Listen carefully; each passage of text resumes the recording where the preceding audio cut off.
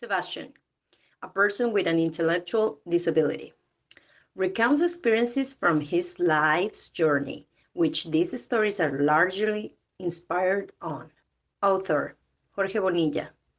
Collaboration, Isabel Sousa. Translation, Pontifical Catholic University.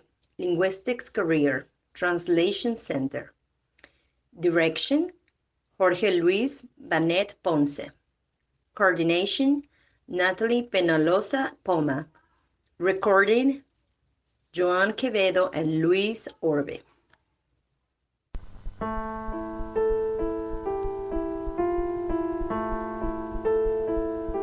My sweet Veronica, this is your story. I have longed to be in this quiet place again, in contact with nature that helps my energies to be renewed.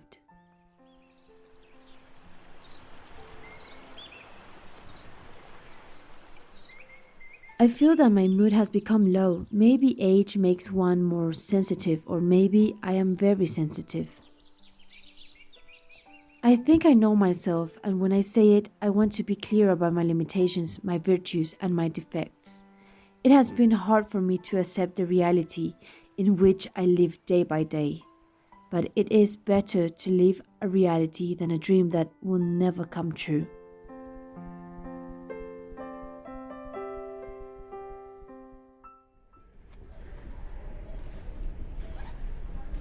I heard about what Veronica is going through, the girl who was also with me in the occupational center. She was the oldest of all of us at the time. Now she must be 70 years old. She never got married, never had children. Actually, she's alone since her parents died years ago. She belonged to a family with a lot of money, where she was the first of 3 children, and the last one was a boy. I was part of a group chat for some years. This group was originally called Training Group.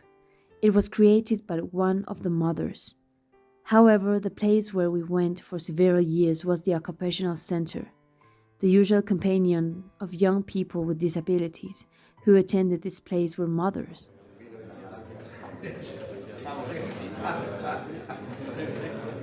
I remember that only 2 fathers participate permanently, my father and Mr. Lopez. They counted. I say so because there were no more than 5 who actively participated, not including Veronica's employee. The original idea was created by my father, and it was precisely to establish a place where us, people with an average degree of disability of 50% and around 20 years of age, could train ourselves with a view to full inclusion. With this objective, the Cantonal Council approved the project and assigned the physical space where the planned workshop were held. Well, this is another subject that I will remember on another occasion. What worries me, and I admit it, is because it affected me to the point I influenced my mood, is what I found out in the talk which I referred previously, that Veronica is living in a foster house. A foster home is something like a home where people go to live, who to my understanding are not tolerated or cannot be taken care of in the home of their relatives.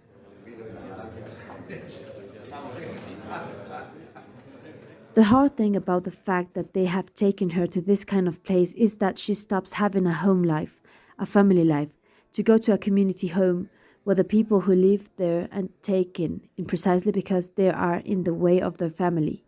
Well, we must understand that there are cases in which it is not possible to keep them in their home for valid or understandable reasons, but in Veronica's case, it does call my attention because her parents left her almost all their properties in a heritage. I clearly remember that Veronica had multiple disabilities. I understand that this means that she not only has an intellectual disability but also physical and visual. As far as I knew, this made it necessary not only that she needed frequent medical surveillance, but also that she took medication. And also speech and physical therapies, with the particularity that they are not group therapies. That's impossible. These are personalized therapies, of course, if you want to maintain her state of health in an adequate level to her capabilities. Oh, the bird song, the sound of water, altogether was necessary to appease my despair to go and tell Veronica's direct relatives that she is a human being like any other citizen of the world, with duties and rights, and that she cannot and should not be corn in a place with people who have no family, no destiny, where the homeless go. I must accept the reality. I have witnessed how responsibility is easily transferred from one to another without taking into account the individual, the human being who, because of having a disability, depends on the decisions of others and cannot exercise his or her own will. This is the world. This is society. I say to myself, welcome to reality.